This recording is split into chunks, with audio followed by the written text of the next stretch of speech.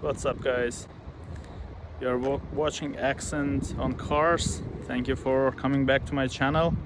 I think you are watching this video most likely because you have seen my first video where I talk about head bolt replacement on my 2007 Mercedes E63. And today I just wanted to talk about the procedure itself, whether it's easy or not, and I'm going to talk about why I decided to replace head bolts myself instead of taking my car somewhere and paying someone. And also, towards the end of the video, I'm going to show you the condition of my head bolts, and let's start the polemic whether these bolts were rusty enough to replace them, or could I just leave them on the car and drive without any issues for another, I don't know, 100,000 miles. I think they were not rusty enough. There was some rust, but I think they were not rusty enough. And lastly, I'm going to share some tips about the job, about the project. I'm also going to talk about what to look for and some mistakes I made along the way, and hopefully it helps you to avoid my mistakes and it goes smoother for you. Okay, so first things first, was it easy? I think replacing head bolts on your car, especially replacing them one at a time without pulling the heads, is not a rocket science. You can definitely do it yourself. There are tons of resources on mbworld.org or on YouTube. I benefited a lot from watching videos posted by someone called Tassos Moscatos. I hope I pronounce his name correctly. The guy shares tons of knowledge on YouTube, so I watched his videos, I read a lot, and it was easy.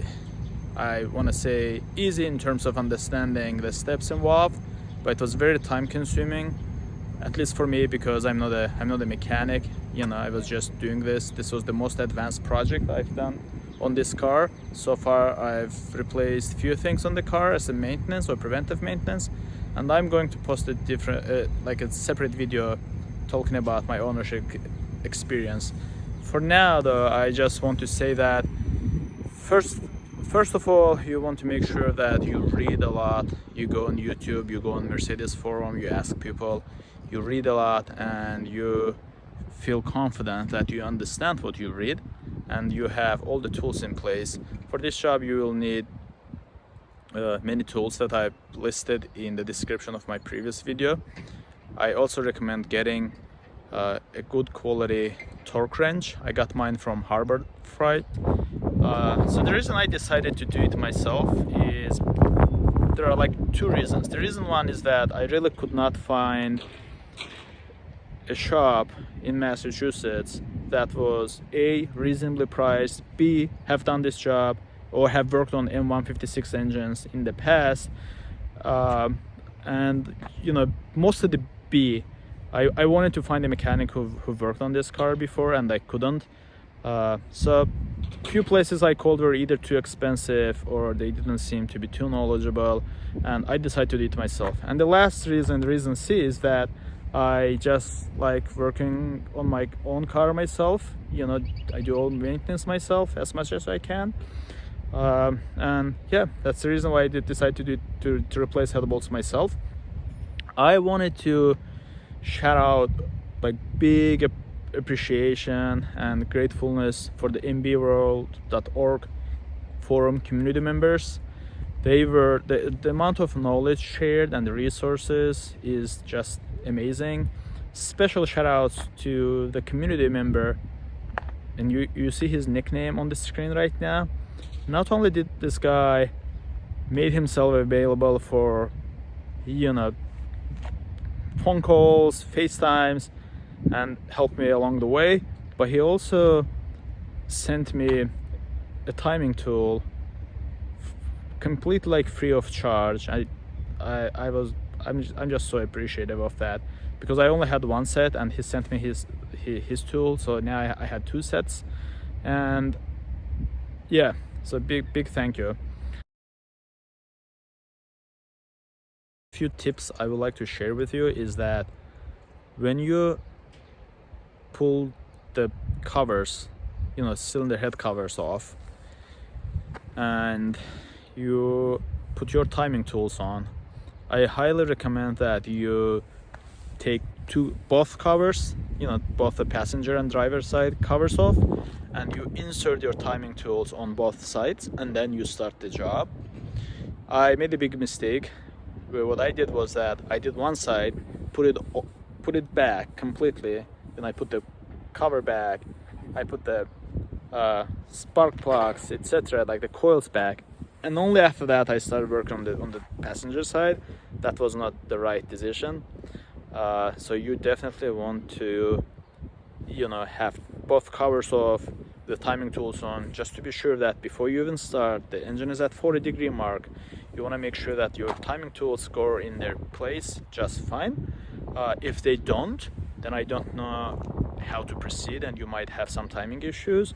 When you are exactly at 40, the timing tools should just fall in their place. And let's say if your timing tools don't go in their place at 40, but you can insert them at 50 degrees, then you have some timing issues. Most likely that because the car just cannot run properly if that's the case. And the last tip here is that when you are done with head bolt replacement and you've set the timing, definitely turn the engine by hand a couple times, like full turns, like couple times, and then check for the timing again before starting the car. I did not do that. That was a mistake. It caused me some issues. I had to redo the job, and yeah, that's just not good. That's just a rookie mistake I made because I'm not a mechanic. When I called the real mechanics, so they kind of like laughed at me, and they said, yeah dude, but when you touch the timing on the car, you definitely make sure that you turn it by hand several times and check for the timing several times before putting it together and starting the car. And one more tip about the M5-8 or M58 bolt that's supposed to go in the back of the cam adjusters to lock them. Definitely get like 4 of them from Home Depot or whatever, and buy the short ones. I made a mistake. I bought the long ones, and when you insert the long ones in there, now you cannot put the timing tool in because the bolt is too long and then it's sticking out. So just another tip, and hopefully it will save you the second trip to the Home Depot. So just get the short ones that they have. Another tip which I didn't know about myself until I asked Tassos is that the bolts on the cylinder head cover differ depending on the year of your car. Now if you have an older AMG, at least E-Class, E63, like 2007 like mine, then you most likely have steel bolts and you can reuse them. But if you have newer design, especially the ones like M156 with plastic valve covers, they have aluminum bolts. You cannot reuse them. You'll have to replace them when you do this job. Here are the head bolts, and like I mentioned in the video earlier, in my mind these head bolts were in decent shape, and I would like to ask for your opinion whether you agree with me or not, on their condition. A reminder that my car has 68,000 miles on the odometer. This car was well maintained, but I don't think that the coolant had been changed ever until I bought the car. It might have, I don't know, but I have pretty extensive service record and I couldn't see anything in the service history. So yeah, let's take a look at the bolts and their condition, and you tell me if these bolts look good to you or not. So this bolt, like you can see, looks just fine, so we know about that. This bolt looks very clean as well. It does have some slight sign of a rust, but it's minor. I think it's just on the surface. The rest is true about, let's move the camera. The rest is true about these bolts. So they look like the previous one. They have some sign of rust, but I think they're not as bad. You can see that, you know, the head is clean and the rest of the bolt looks good. There is some rust, like surface rust. I guess the question isn't whether these bolts are rust or not. The question is whether these bolts were rust enough for me to replace head bolts, or could this engine go another 100,000 miles without head bolt failure, like many of you guys have reported on Mercedes forum, which is mbworld.org. There are people who claim that they have 150 or even like 200,000 miles on the odometer on the original head bolts. So I'm not sure if my engine would have been one of those, but I tend to agree with those who say that this head bolt issue have been exaggerated and the situation is not as bad as people make it sound. So I've put the head bolts kind of like in this order from the least rusted to kind of like most rusted, you can see. So let's skip this ones because they all kind of like are the same. They show some surface rust, but not bad at all, especially at this mileage and at this age. So I'm gonna scroll these ones over, put them aside, sorry, and let's focus on the most rusty ones. So I think this like the ones on the right are one of the rustiest. So you can see that this head bolt looks okay over here, but towards the head, that's where they get rusty. You can see there is some rust, but again, to me it looks like it's just on the surface, because the more I scratch like this, the shinier the surface underneath looks, right? And in addition to rust, I had few bolts. By the way, I should say that before I say that, I should say that the most rusty bolts were the center ones. I don't know how to explain it and why, but the first bolts I took out were from the center and they were the rustiest, and the bolts towards the kind of like sides of the engine, you know, towards the chain and the back of the engine, are the ones that came out clean. Now this one, it's just from my finger, so all of this one like shows more rust because it starts from here and goes to here, but you can see that it's not super rusty. I mean, it is, but it doesn't seem like a deep rust that have deteriorated the metal and could lead to head bolt failure. But maybe I'm wrong. Let me know.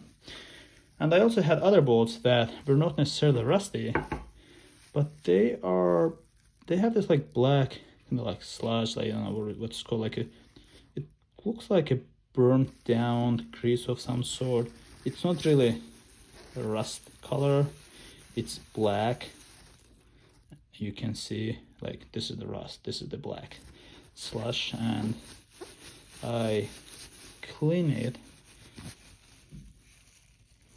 It kind of goes away. Is it a rust, guys, or is it something else? I don't think it's a rust. Okay, so I had like a couple of those, and these ones, by the way, were the ones that had the black slush were the ones that were right next to the chain towards the front of the engine. This is another rusty one,